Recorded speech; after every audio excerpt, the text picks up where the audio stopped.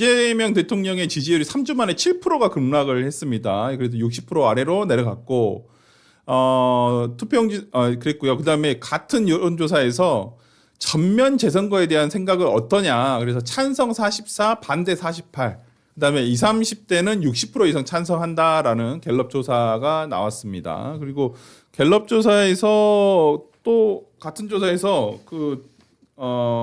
미래 지도자 리더에 대한 여론조사가 있지 않았나요? 그거 보면 오세훈 후보가 오세훈 서울시장이 지금 차세대 대권 후보로서는 1위를 한 이번 갤럽 여론조사가 나왔다라는 거 하면 좀 띄워주시고, 김민석 국무총리가 13.3%이고 나머지 뭐 후보들도 뭐 한동훈 후보나 뭐 민주당의 또 다른 이제 대권 후보들도 있습니다. 근데 가장 앞서 있는 이 두 분, 오세훈, 김민석 이 두 분이 19%, 13.3%. 뭐 저는 뭐 지금 차기 대선 후보 적합도가 그렇게 큰 유의미하다고 보지는 않는데, 보통 우리는 1년 전에 선거 1년 전에 거의 다 좀 그때 대세인 후보가 좀 되는 경향이 있어서. 근데 그렇다 손 치더라도 이건 아무래도 오세훈 서울시장이 이번 서울시장 선거를 승리를 함으로써 상당히 좀 이 많은 좀 인지도가 부족한 사람은 아닌데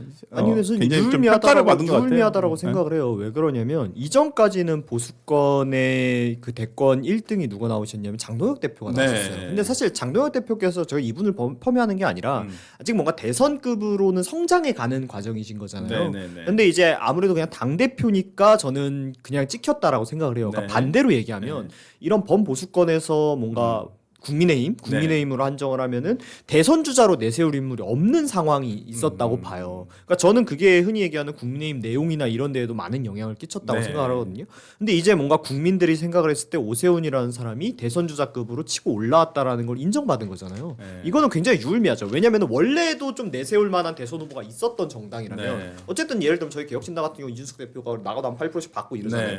그게 어느 정도 기둥이 되어주는데 국민의힘은 그 당의 규모에 비해서는 뭔가 대선 주자로서 급으로서의 어떤 무게감 있는 인물이 없는 시기가 계속 유지되다 보니까 결국 다른 데서 사람 꼬아가지고 해다가 이상한 사단 나오고 그런 거 아닙니까? 그러니까 어쨌든 내부에서 이렇게 대선 주자급의 인물을 낼 수 있었다는 거는 뭐 국민의 입장에서 굉장히 축복받은 일이죠. 오세훈 캠프에 있었던 우리 신조 대변인의 한번 입장도 들어볼게요. 아니 오세훈 시장은 항상 대권 주자 반열에 있었는데 이번에 서울시장 5선 최초로 5선을 함에 따라서 그 지위가 더 공고히 된 것 같아요. 근데 저는 이 오세훈 시장의 이번 선거 당선이 보수 진영 전체의 엄청난 성과다라고 보거든요.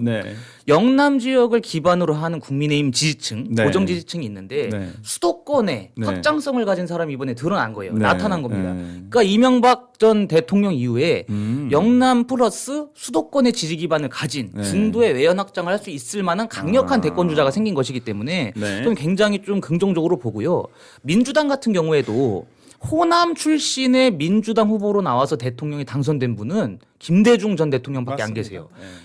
민주당 출신의 대선 후보라고 한다면 당선되려면 영남에 있어야 돼요. 기반이. 그렇게 해갖고 지역을 확장해 나가야 되는데 과거에는 민주당이 그게 필수적이었거든요. 아무래도 그 진보 진영의 그 입지가 더 좁았기 때문에. 근데 지금은 최근 한 10년 사이에 정치정이 좀 바뀌지 않았습니까? 지금은 보수가 진보보다 전 더 적다고 생각해요. 보수 진영의 지지자들이. 그렇다면 보수도 확장을 할 수 있을 만한 후보가 나와야지 결국에 정권 창출을 할 수 있는 것이거든요. 그런 측면에서 영남을 지역 기반으로 하는 국민의힘 당 특성과 오세훈 시장이라고 하는 아주 능력 있고 관록 있는 행정가가 결합이 된다면 저는 앞으로 4년 남았습니다만 차기 대권 경쟁에서 국민의힘이 굉장히 큰 컨벤션 효과를 낼 수 있을 거라고 확신합니다. 아니 뭐 오세훈 서울시장님이야 이제 뭐 자타가 인정할 수밖에 없는 대권 후보는 후보예요. 과연 유력한 후보 중에 한 명이라는 것은 누구도 부인할 수는 없을 거예요. 왜냐하면 삼선 시장이기 때문에 3연임을 했기 때문에 더 이상 할 게 없어요. 못하죠. 이제 대선 또 마침 2030년이면 타이밍도 딱 타이밍이 맞아요. 이제 맞습니다. 거의 끝나게 그때 그럼 또 오세훈 캠프에 계시나요? 신조. 정치가 뭐 어떻게 될지 모르는 거기 때문에 여전히 줄서기를 하겠다, 줄타기를 해보겠다라는 거네요. 아니, 그것도 전 재능이라고 생각합니다. 잘 간 거죠. 열심히 하고 있고. 하여튼 뭐 저는 오세훈 후보라든지 그다음 뭐 정치 지도자 선호도 조사에서 같은 조사에서 오세훈 후보 9%, 한동훈 후보 8%, 조국 대표 7%. 약간 정청래 대표도 있었던 것 같긴 한데 전 좀 유의미한 숫자가 없었던 것 같고 좀 이따 좀 얘기를 해보겠지만은 정청래 대표의 앞날이 대권 후보까지 갈 수 있을지에 대해서는 상당히 좀 암울하다라는 생각이 좀 들어서 정청래 1%입니다. 정청래 대표. 예. 권 소장님 보시기에는 어떠세요? 네, 저는 일단 이재명 대통령 그 지지율 관련해서 좀 코멘트를 하자면 네. 지금 7%가 3개월 만에 동작이죠. 떨어졌다라고 하잖아요. 네. 근데 사실 그 지방선거 전까지 대통령의 지지율 하락세는 아주 미미하지만, 그러니까 하락하는 추세로 계속 나오고 있었거든요. 네. 근데 이제 이것이 이제 지방선거가 지나면서 급속도로 이제 그 지지율이 빠진 것인데, 네. 그러면 이게 이 지지율이 어디서 빠졌냐? 결국에 봐보면 20대, 30대 층에서 빠졌어요. 네. 그러니까 결국에는 이 선거 투표 용지 부족 사태에 대해서 이 관련된 내용을 대통령이 제대로 이제 그 처리하지 않고 있다라는 네. 그 부정적인 평가가 굉장히 많고요. 그리고 이 갤럽 조사에서 봐야 할 것이 결국에는 정당 지지율인데, 정당의 민주당 지지율이 4%는 하락하고 국힘 지지율이 7% 정도 상승하고 있는 네. 모양새더라고요. 네. 그러니까 지금 결국에는 이 20, 30대들의 니즈를 어느 정당이 더 파악을 할 수 있고 어디가 더 잘 맞는지를 보고 있다면 그들이 평가하기에는 그래도 민주당보다는 국민의힘이 우리의 이야기를 들어주고 있어라고 네. 보고 있는 것 같은데, 다만 좀 아쉬운 점은 그 이제 그 응답하신 분 중에 21%는 나는 무당층이다. 네. 나는 지지하는 당이 없다라고 네. 했다는 거예요. 네. 그거는 지금 우리나라 정당이 가지고 있는 아주 구조적인 저는 취약점이라고 보는데, 네. 국민을 대변할 수 있는 정당이 지금 많이 좀 더 늘어나야 된다라고 네. 보는 것이거든요.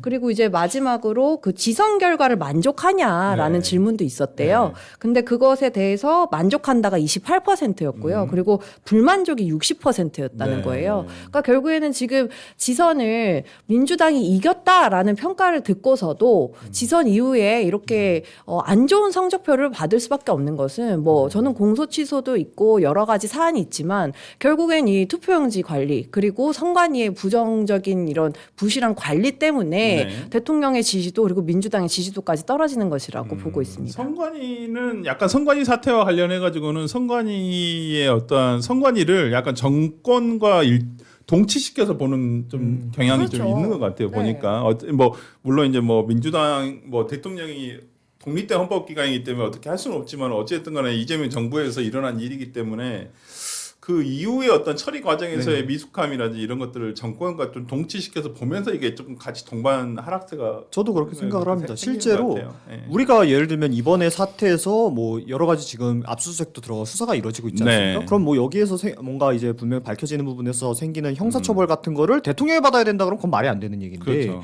어떤 얘기냐면 결국에 이런 일이 터졌을 때 수습을 하고 거기에 대한 대처를 내놓고 하는 권한은 누가 가지고 있냐 네. 이거예요. 물론 뭐 법리적으로 따지면 독립된 기관이니까 대통령이 그런 걸 할 수 없다라고 변명을 하고는 있지만, 또 반대로 거기 중앙선거관리위원장 9명인가 중에 3명은 또 대통령이 임명을 하는 자리고, 네.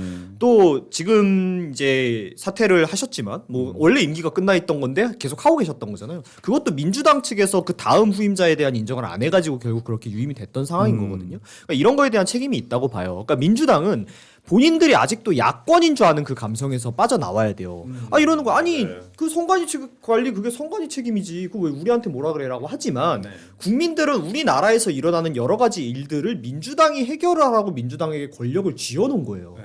근데 권력을 가지고 있는 애들이 이번에 뜨뜻미지근하게 그건 선관위가 알아서 할 일이고요. 뭐 재투표는 일고의 가치도 없고요. 이러니까 사람들이 그럴 거면 너네 권한 내려놔라고 얘기를 하는 겁니다. 근데 여전히 여기에 또 뭐 독립된 기관 변명이 이렇게 일관을 하면 전 더 떨어진다고 봐요. 그러니까 좀 이해가 안 되는 건 뭐냐면, 아니 세월호 사건 벌어졌을 때도 대통령 책임, 그다음에 이태원 사건 벌어졌을 때도 대통령 책임. 근데 무한공항 참사가 일어났을 때는 그 항공사 책임. 그다음에 이번 선관위 사태가 벌어졌는데 이건 선관위 책임.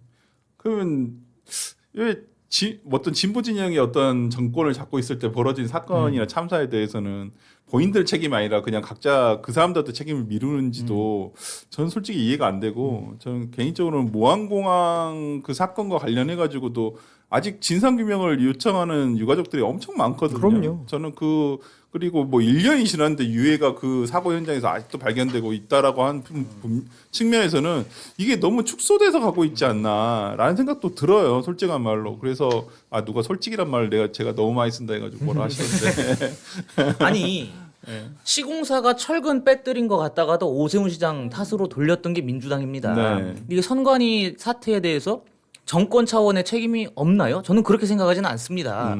이재명 대통령이 스타벅스의 잘못, 네. 바로 사과한 그 잘못에 대해서도 엄청난 폭격을 가했잖아요. 네. 근데 선관위 사태에 대해서는 독립된 헌법기관이어서 말을 못한다? 그런 궤변이 어디 있습니까? 민주주의 기본 원리가 그게 아니에요. 네. 행정부, 사법부, 입법부가 서로 간의 견제를 통해서 권력의 균형을 이루는 게 민주주의의 원리인데 그렇게 작동이 되는 거예요. 네. 그렇다면 헌법기관인 선관위가 잘못된 행태를 벌였다. 네. 그럼 국회 차원에서는 국정조사라든지 이런 것들을 통해서 충분히 견제할 수 있는 것이고 네. 대통령도 행정부의 수장 아니겠습니까? 네. 행정부의 수장으로서 독립된 사법기구이지만 그 사법기구가 잘못된 행태를 벌였다. 그러한 잘못이 너무나도 국민들께 엄청난 해악을 끼쳤다라고 한다면 행정부 차원에서 할 수 있는 최대한의 권한을 발동해서 견제를 하면 되는 겁니다. 네. 독립기관이라고 해서 남들 바라보듯이 본다? 이거는 민주주의 원리부터 다시 공부하셔야 되는 분들이에요. 그러니까요. 저는 그리고 이게 헌법상 독립기관이라 가지고 말 못한다라는 것은 그럼 대법원한테는 뭐 이렇게 그러니까요. 멱살잡이를 했는지 잘 모르겠어요. 아니 대법원만큼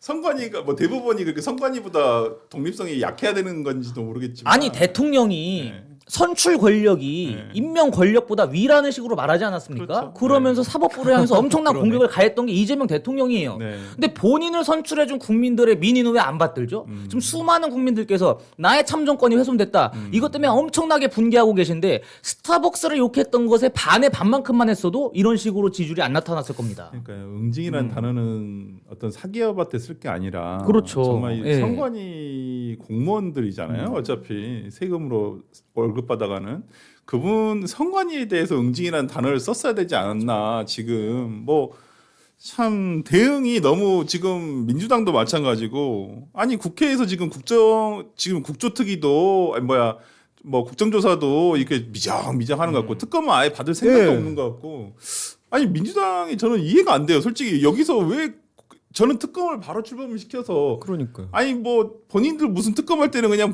그냥 콩볶아 먹듯이 막 하면서 왜 지금은 아무런 얘기도 없이 그냥 한번 좀 지켜보지 약간 이런 뉘앙스로 가고 있는 그러니까 거 너무 지켜보- 공감이 가는 게 이제 특검이라는 거가 원래 일반적인 지금 제도로 수사를 제대로 할 수 없을 것 같을 때 예외적으로 발동시키는 비상임 기구잖아요. 네. 그러니까 특수한 상황에만 써야 되는데 네. 지금까지 이걸 너무 본인들 정량적인 용도로만 써왔던 건데 저는 어느 때보다 지금이 특검이 제일 필요한 사건이라고 생각을 하거든요. 그렇죠. 이거 어차피 일반적으로는 수사 제대로 못 하잖아요. 네. 그러니까 결국에 이런 거 특검을 해야 되는데 민주당 패널도 막 무슨 할 것처럼 얘기하더니 결국에 우리가 특검안 네, 제시하니까 맞아요. 안 받아요. 네. 그러니까 이거는 본인들께서 지금 이런 분위기로 가면 본인들 책임 아닌 것까지 저는 뒤집어 쓴다라고 봐요. 국민들 보시기에 지금 누가 봐도 특검을 맡고 있는 게 민주당 정권이잖아요. 네. 그러면은 쟤네는 왜 자꾸 본인들 탓 아니라면서 특검은 그럼 왜 막지? 음. 왜 막지? 이렇게 의문을 가질 수밖에 그러니까 없어요. 지금 특검을 맡고 있는 뉘앙스예요. 제가 봤을 때 느낌은 뭐 논의는 되고 있겠지만 논의를 좀 신속하게 한다는 느낌이 하나도 안 들어서 그러니까 뭐 국민의힘에서 요청한 것 중에서 조금 무리한 부분이 있으면 그러면 그 부분 조율을 하면 되잖아요. 해서 통과를 빨리 시킨 다음에 착수를 해야 게 왜냐면 특검 하는데도 한 준비하는데 3주 정도 맞아요. 걸리니까 어차피 뭐 오늘 당장 해도 한 달 뒤부터는 수사가 되는 건데 아니 실제로 지금 선관위에서 너무 이해가 안 돼요. 저희 그 이번에 서울시장 후보 나오셨던 저희 당 김정철 후보가 네. 그 증거 보존을 신청해 놓은 게 있어요. 네. 근데 그게 결정이 나가지고 가지러 갔더니 이미 파기하고 없어. 그러니까요. 그러니까 네. 지금 증거 인멸이 시작되고 있거든요. 네. 그러니까 빠르게 특검을 조사를 해서 수사를 해야지 이걸 밝혀낼 수 있는데 이게 미정비적거리는 거는 이 사람들 증거 인멸할 수 있는 시간을 벌어주는 것밖에 안 되거든요.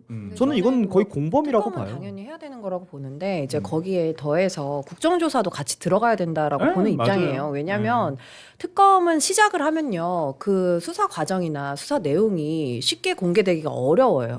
근데 국정조사를 하면 이 국회에서 결국에는 증인을 부르거나 여러 가지 채택을 하는 그 상황들 중에서 이제 확인되는 것들이 굉장히 많아질 거란 말이죠. 네. 그 과정에서 검증이 또 들어갈 것이고 그 과정에서 이제 국민의 여론이 모아지는 그런 효과가 있을 거라고 봐서 저는 국정조사도 같이 이루어져야 된다라고 보는 입장입니다. 아니 민주당이 진짜 아까 말씀하신 것처럼 그동안에 국민의힘을 향한 여러 사안들에 대해서는 국정조사고 뭐 검찰의 수사고 다 필요 없이 특검을 하자 그렇게 이야기했던 거 아니겠습니까? 그렇죠. 이 문제만큼은 민주당이 분리할 게 없는 거예요. 뭔가 네. 풍기는 게 없다면 특검을 받아야 된다고 저는 봅니다. 그러니까요. 박근혜 전 대통령의 최순실 국정농단 그때도요. 특검과 국정조사가 거의 동시에 출범을 했습니다. 그렇게 하면 될 문제인데 왜 거부하는지 모르겠고 저는 국정조사 특위 이 구성하는 것도 민주당 주장이 이해가 안 돼요. 국회 내 의석수대로 위원 수를 배분하자. 그 말이 됩니까? 네. 이 선관위 사태는 선거 관리에서 부실이 있었다. 네. 유권자들의 참정권이 훼손됐다. 그거 아니겠습니까? 그렇다면 선거에 나가려고 하는 피선거권을 가진 사람들, 당선을 위해서 선거에 출마하려고 하는 정당들, 그분들이 다 공히 해당되는 문제예요. 의석이 많다고 해서 더 이 문제에 대해서 관심이 있거나 의석이 적다고 해서 관심이 없거나 그런 게 아니거든요. 여야 할 것 없이 모두가 이 사안에 대해서 해당자기 때문에 국정조사 특위위원을 구성하는 것에 있어서는 당연히 동수로 하면 뭐가 문제입니까? 그렇게 해서 우리도 어쨌든 당선을 위해서 나가려고 하는데 선관위 이런 잘못된 작태 때문에 피해를 봤다라고 하면 같이 해야죠. 그리고 위원장도 그렇습니다. 민주당이 정말 잘못한 게 없다면 이 위원장도 국민의힘에 줘야 돼요. 야당에서 위원장을 맡아서 국조특위를 이끌어가는 게 여당에서 위원장을 맡은 것보다 훨씬 더 국민 신뢰를 높일 수 있다라고 보고 조사 대상도 그렇습니다. 그동안에 청와대와 민주당이 뭐라 그랬냐면 선관위는 독립기구다. 선거관리 우리 정부와 여당이지만 아무 관련이 없다. 그런 얘기한 거 아니에요? 네. 그럼 국정조사라든지 특검이라든지 청와대를 조사해도 그 어떠한 하자가 발견되지 않을 겁니다. 네. 민주당과 그 정부의 주장대로라고 네. 한다면. 그럼 이번 기회에 진짜 그동안의 선거 관리는 선관위에서 알아서 오롯이 했던 것이고 우리 정부와 여당은 독립된 기관에 대해서 이래라 저래라 하지 못했다라는 것을 밝힐 수 있는 절호의 기회 아니겠습니까? 네. 제가 민주당 구성원이라면 오히려 특검도 받고 이 조사 대상에 청와대 넣고 하자는 거 동의할 것 같아요. 앞장서서. 그러니까요. 실제로 이 말이 맞는 게 네. 지금 민주당 젊은 층잖아요. 그 네. 내부에 있는 구성원들 중에 네. 젊은 애들은 오히려 지금 이 부실 선거 사태, 이 투표지 부족 사태를 본인들이 주도해야 된다라고 얘기를 해요. 실제로. 아니 왜냐면 본인들은 여기에 잘못된 게 없다라는 그 말을 믿는 거죠. 네. 그러니까 그럼 우리가 주도하자. 네. 왜 이거를 국민의힘 혹은 뭐 개혁신당 이런 데에게 주도권을 뺏기냐. 근데 이상하게 위에 있는 그 의원들이나 이 여당의 관계자들은 여기에 협조를 안 해요. 네. 그러니까 이게 뭔가 자꾸 수상한 거예요. 그러니까 저는 이런 오해를 사기 싫으시면 방금 신조 대변인 얘기한 것처럼 깔끔하게 특검을 진행을 해서 본인들의 결백도 밝히시고 지금 이 잘못된 것도 바로 잡아야 된다고 생각을 합니다. 하여튼 뭐 이 부분은 한번 좀 봐야 되는데 조금 이 사건의 중대성이나 심각성에 비해서 너무 정치권에서의 어떤 발걸음이 너무 조금 이렇게 크게 나가지 못하는 것 같은 느낌이어가지고 조금 안타깝다라는 생각과 이 진실이 묻혀지지는 않을까라는 좀 걱정도 많이 드는 건 사실입니다.